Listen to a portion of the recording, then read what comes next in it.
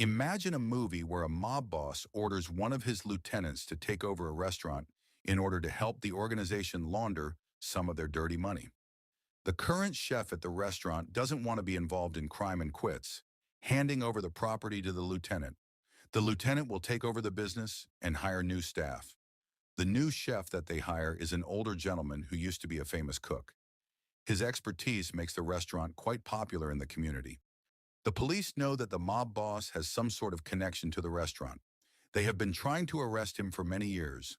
The lead investigator is a detective. She will pose as a patron to the restaurant and see if she can talk with the owner, who turns out to be the lieutenant. She will become a regular there because of the investigation and because she likes the food. The chef and the lieutenant become chummy, and the chef decides to teach the lieutenant a thing or two about cooking. The chef recognizes qualities that the lieutenant has that make him a natural at cooking, like, for instance, the ability to know what and how much of an ingredient is needed to make a dish taste better. The lieutenant also agrees that he is good at cooking, and he also kind of enjoys it. The two will become close friends and they will cook together, testing recipes for the menu. The lieutenant will become close with the detective. All the while, she doesn't tell him about her job and that she is trying to arrest the mob boss. While the lieutenant gets more involved in operating the restaurant, he will let the detective test his dishes. The lieutenant comes up with an amazing dish that is sure to be a crowd favorite. He and the chef take this information to the mob boss, and the boss decides to make a visit to his new restaurant. The chef serves the meal to the boss, and he actually enjoys it. However, to put the chef in his place, the boss says it could be better or something along those lines. The chef is offended, and he mouths off to the boss. The lieutenant pulls the chef aside and reprimands him. The chef tells the lieutenant that he could go legit and actually make it as a chef. He tells the lieutenant that he doesn't need the mob. They can't even tell a dish is good when it's sitting right in front of them. The lieutenant tells the chef to calm down, and he goes to apologize to the mob boss. The boss warns the lieutenant that he won't take that kind of insubordination from his employees. The lieutenant asks the boss for his forgiveness and that it will never happen again. The boss relents. He asks the lieutenant what he thinks about cooking. The lieutenant will tell the boss that he actually enjoys it. The boss asks him why he doesn't become a cook then. The lieutenant will tell the boss about his loyalty to him and that he wouldn't leave the organization.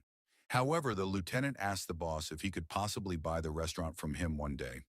The boss tells him that if he can come up with a certain amount of money, then he can have the entire property. Hearing this gives the lieutenant hope. The lieutenant and the chef operate the restaurant to the best of their abilities. The lieutenant even ends up becoming such a good cook that sometimes he takes over for a day or two during the week and gives the chef a break. While this is all happening, the chef and lieutenant are saving up money in order to eventually buy the restaurant from the mob boss. The restaurant is also raking in so much money, and it's not the mob's money, it's legit from the food. The mob boss will recognize this, and he will see how his agreement with the lieutenant might not come out in his favor. The boss decides to make a surprise inspection to the restaurant. He will find the stash of money that the lieutenant and chef have been saving up. Since the money is in his restaurant, the boss will assume it is his and take it, making both the chef and lieutenant angry. That night when the chef is locking up, a black SUV does a drive-by and kills the chef. This was the boss. The lieutenant is devastated at his friend's death. He will close the restaurant for the day. The detective will come by to try and see why the restaurant is closed. She will use her relationship with the lieutenant to get the information out of him that the mob boss put out a hit on the chef. She will disclose to him that she is an undercover cop.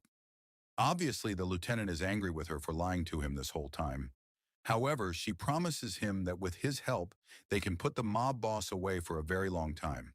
She will appeal to his desires to go legit and make a life as a chef who owns a popular restaurant.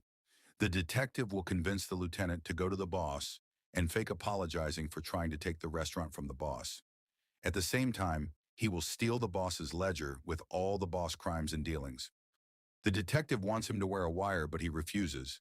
Instead, she will make him wear some sort of micro camera with a mic.